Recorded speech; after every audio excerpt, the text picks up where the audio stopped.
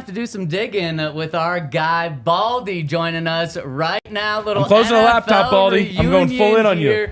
We've got James Palmer and Brian Baldinger on the show. Baldy. I mean, JP is informed, man. I'm going to join him tomorrow on the Insiders. I'm looking forward to it. James, good to see you on the set here today. How are you? I'm good, Baldy. I love the shirt, the O-line Masterminds. on the NFL Report tomorrow, you're going to have the greatest day of your life. Do you want me to tell you who's on the show? Give me a clue. Okay, one of them's going to the Hall of Fame. He's the best center in football. All right, you got Jason on, Jason Kelce? Jason's going to be on the show. Good. Then we got one of the best left tackles in football protecting a rookie quarterback. Okay.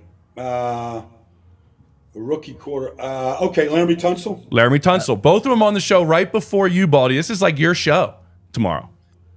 It's an O-line show. Laramie's frustrating because he actually makes it look too easy. Literally, you could take his set on play number 1 and then play number 60, and you couldn't tell which was the first and which was the 60th. He's just that consistent.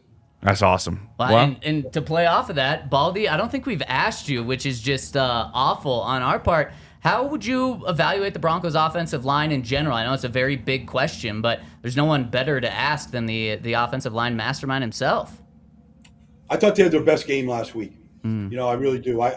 Green Bay's got some good pass rushers. Rashawn Gary's a good player. Didn't see his name very much. But, Russell had been hit a bunch going in, for the first month of the season.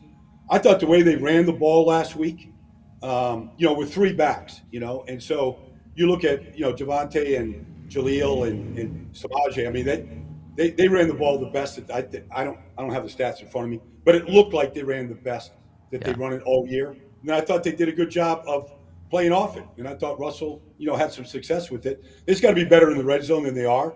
It's probably tearing Sean apart right now. But, they drove the ball pretty well for the most part all day. Yeah, I feel like their running game is the best part of this team. I think we're trying to figure out how they balance these 3 dominant backs that do, some similar things. Like, how do they get them in position to win? One guy averages 7 yards a carry. Like, one guy looks better than the other to me, and, he went to Youngstown State. But that's just me. Like, I don't see him every day. And I love Williams. I love him coming out of North Carolina. I loved how his contact balance. But one guy looks like you don't even get to contact balance with him. He's just making you miss. And, he's not running. He doesn't have to run through people because he's just that sudden. And his vision's that good. And Baldy, you did a great job on Baldy's breakdowns on Twitter, breaking down one of Jaleel's runs where there's a cutback and Quay Walker was right there. Should have been an easy tackle for him, tackle for a loss, and a guy that big going against a small guy like Jaleel should have easily had him. But Jaleel did a great job, and you broke it down perfectly, where he was able to read it really before he even hit the hole that he was there, and then slide past him for 7. And my biggest criticism of Sean in this past game was Jaleel had 4 carries for 40 yards in the first half and then only got 1 carry in the second half. And when we've talked to Sean in the past about getting Jaleel more touches, he says he needs more touches, but there's limitations because of his size and pass protection. And so I do understand that there's those limitations, but I mean, aren't there other small players in the league where even though there's limitations, you can still get them 15 touches a game? Well, yeah. I mean, you just look at look at Aaron Jones on the other side, and nobody has scored more rushing touchdowns in the last 6 years than Aaron Jones.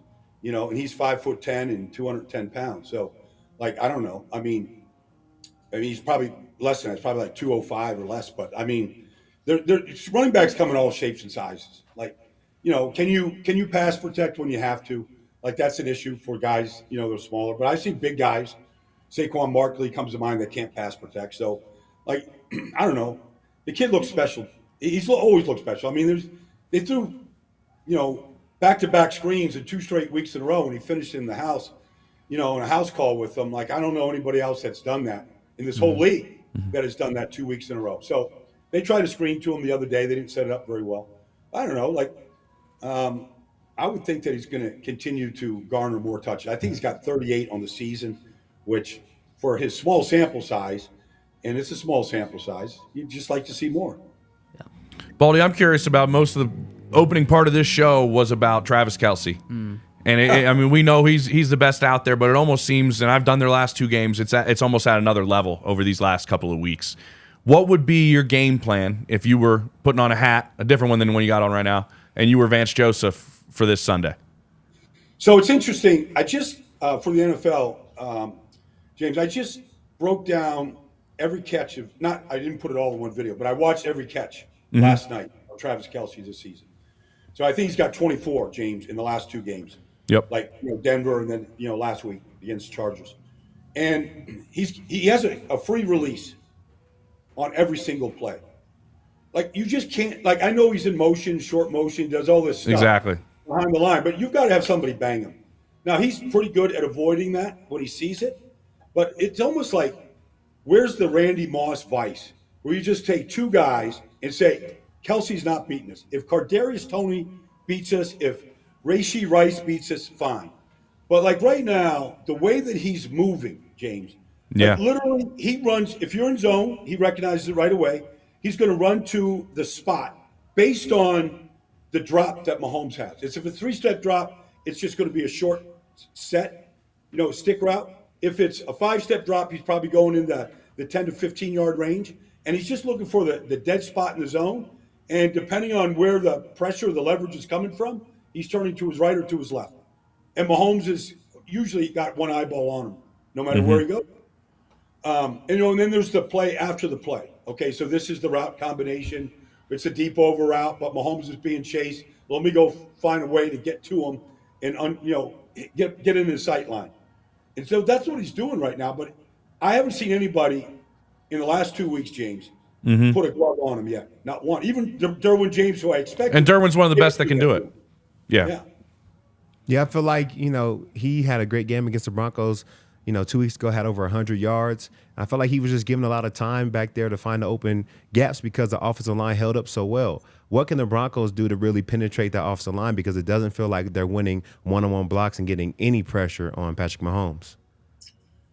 Well, you have to be careful about how you rush because Mahomes is just so elusive because he will hurt you.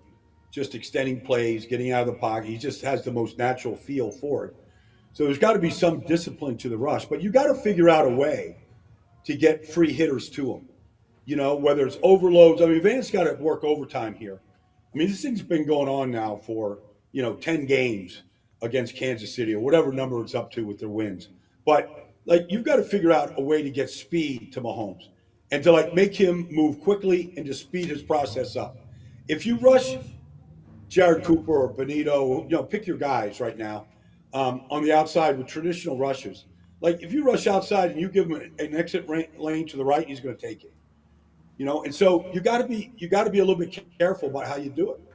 One of the guys the Broncos aren't going to have to go up against Mahomes and try to slow him down is Kareem Jackson. And we've actually had such a busy show, James. I haven't got your opinion. I wanted as well. Yesterday, Kareem's suspension was cut from 4 games to 2 games. Do you guys think that's right? I mean, people in Broncos country obviously are outraged by it all, but been fined 4 times now. Were you surprised by the initial severity of it? And do you think 2 games is right for what happened?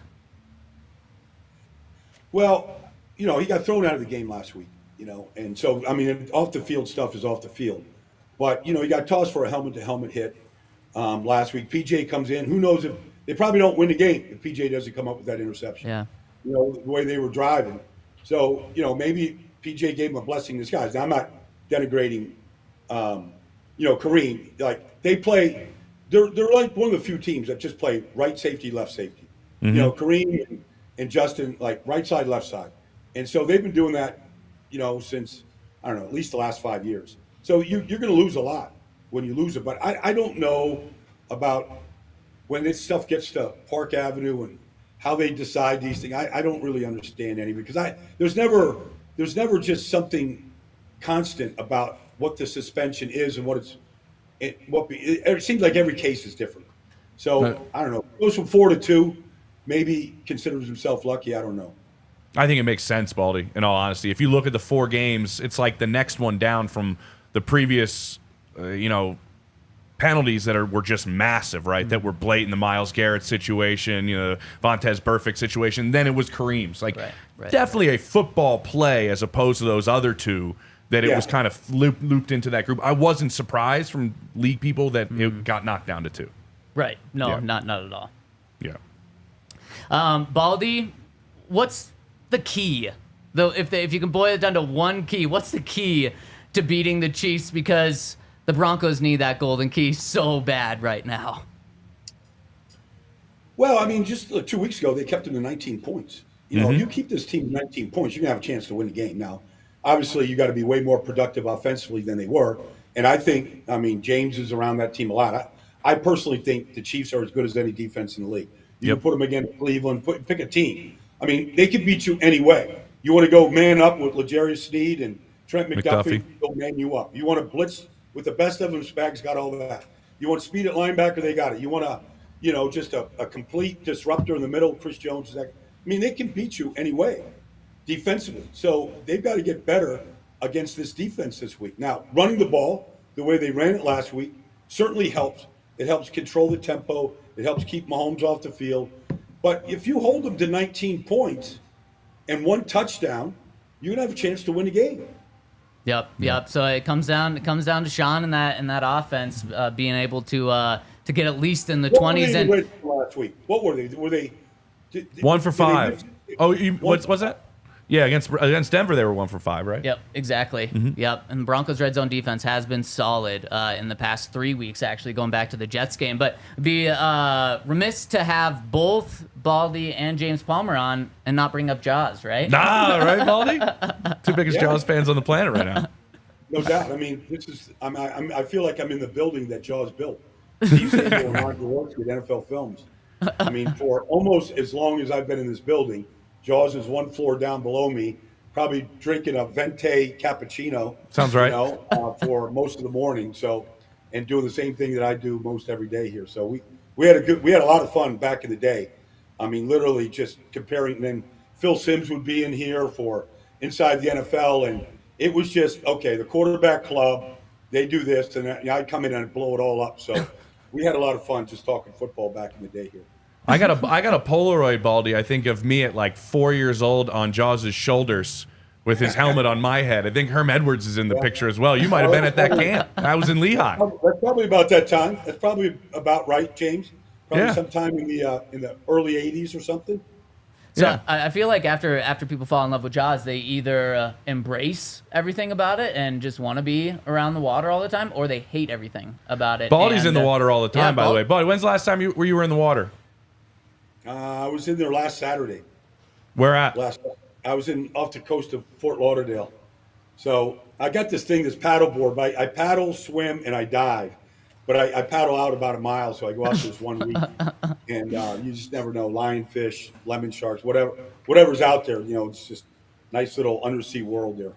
Offensive linemen are built different. I'll tell you what. No, Baldy's just built different. That's true. Baldy's built different. And Baldy, we love your insight. Thanks so much for joining us today. See you tomorrow, Baldy. My pleasure, guys.